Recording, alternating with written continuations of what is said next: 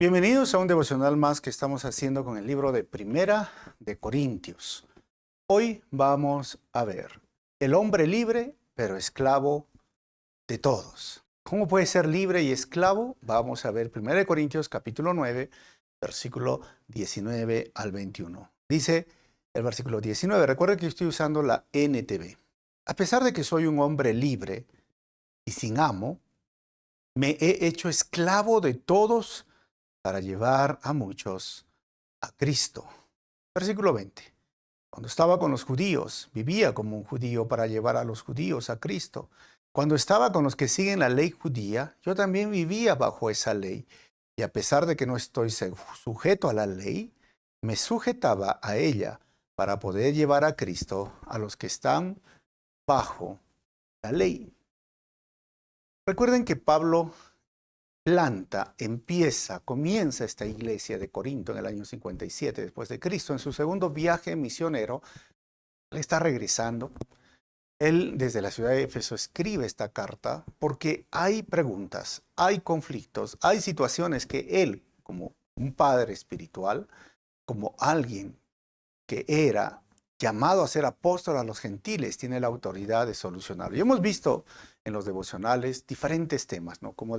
Hace poco hemos hablado cómo debe ser el rol del pastor, el rol de la iglesia, cómo deben sostenerse económicamente. Hemos visto los temas del matrimonio, del segundo matrimonio, el divorcio. Hemos visto qué dice de la inmoralidad sexual, de la soltería. Todo eso está grabado, no se olviden.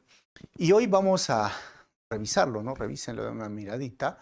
Tres puntos muy importantes de este capítulo, de estos versículos.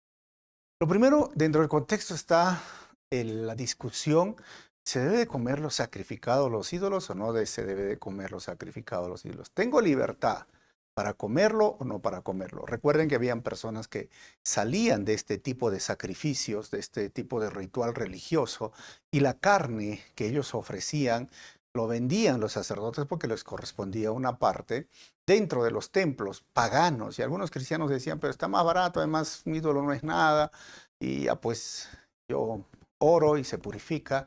Pero algunas personas no tenían esta libertad, o mejor dicho, este pensamiento, y estaban en ese conflicto. Hoy las discusiones son si escucho reggaetón, o escucho rock and roll, escucho música metal o salsa o cumbia, etcétera. No es interesante cómo han cambiado hoy día estos temas y las discusiones. ¿Qué se debe hacer? ¿Qué no se debe hacer? ¿Qué está permitido? ¿Qué no está permitido? Esto puedo hacer, esto no puedo hacer. Y miren, hay un montón de circunstancias que en cada sociedad, lo que se llamaría el mundo, está escrito, no está escrito, está dicho, pero no está escrito. O sea, cada sociedad llama pecaminoso a ciertas actividades y no pecaminosas a ciertas actividades. Obviamente, la Biblia regula y nos dice qué es pecado, qué no es pecado. Pero la misma sociedad también nos habla dentro de la cultura algunos detalles, ¿no? Unas cosas como, por ejemplo, la cerveza. Dentro de una cultura, la cerveza, en el occidente, no es pecaminoso. Pero aquí en Latinoamérica es pecaminoso. No es que la cerveza en sí es pecado, tomar un sorbo de cerveza, pero sí es pecaminoso. Y no es sabio que un hijo de Dios lo haga. Entonces, el primer punto que nos muestra Pablo, que somos libres, sí, somos libres. Un sorbito, un saborcito. Pero a la vez, dice, me he hecho esclavo a todos para llevar a muchos a Cristo. ¿Y cómo es esto? Si soy libre, a la vez soy esclavo, está hablando de la responsabilidad cristiana.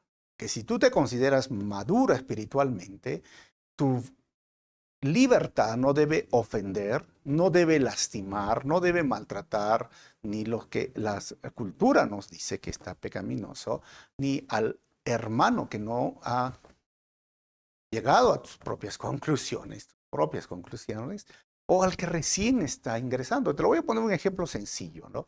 Ya estamos hablando de la cerveza. Imagínate, acá nos gusta el ceviche, a la brasa, Yo voy a un restaurante y me pido mi cerveza y yo digo, la Biblia no dice no tome cerveza, no es pecado, soy libre de tomar cerveza. ¿Qué pensarían las personas que me conocen en mi ciudad cuando ven al pastor tomando con su cerveza? Yo diría, ustedes no son maduros, no tienen el conocimiento, yo soy libre. A eso se refiere Pablo. Caigo yo en ridículo y llego a ofender a otras personas con mis acciones, con mi supuesta libertad. Por lo tanto, soy esclavo. Esclavo de otros, no voy a tomar cerveza. ¿Por qué? Para llevar a Cristo a otros, porque la cerveza en mi cultura es sinónimo de pobreza, de violencia, de agresiones sexuales, de accidentes, de homicidios. O sea, la cerveza en sí es pecaminosa. La cultura lo dice. O sea, yo digo, la Biblia no dice, no tomes pilsen, no estés en arequipeña, no, ¿dónde dice en la Biblia? Pues por eso es Pablo está hablando. Sabes que soy libre, pero a la vez soy esclavo. Así que hermano, si tú eres maduro, si tú te consideras un hijo de Dios, si tú realmente amas a tu prójimo, porque hay que amar a Dios y hay que amar al prójimo, debemos ser esclavos de otros para llevar a Cristo a otros y respetar cada cultura, porque esto también es un conflicto para los que vienen del occidente. No respetan la cultura o a lo que la cultura lo llama pecaminoso, ¿no? No lo hacen y esto es triste. Nosotros tenemos que aprender a someternos a algunos puntos que aunque para nosotros es poco, difícil, especialmente a los extranjeros. Ahora, lo segundo que Pablo dice, no es que yo sea pues un legalista, un extremista, ¿no? Porque Pablo en Hechos, en el capítulo 23, él sigue el ritual de los judíos de purificación, se rapa la cabeza, pero lo hacía por lo que la ley judía o los mismos judíos consideraban, pero no lo hizo porque podía tener santidad o ser declarado justo delante de Dios, sino porque era parte de lo que los judíos decían y conocían y era como, mira, voy a celebrar o guardar en Semana Santa. Me guardo Semana Santa, no es que decir, yo no quiero Semana Santa, eso es del diablo.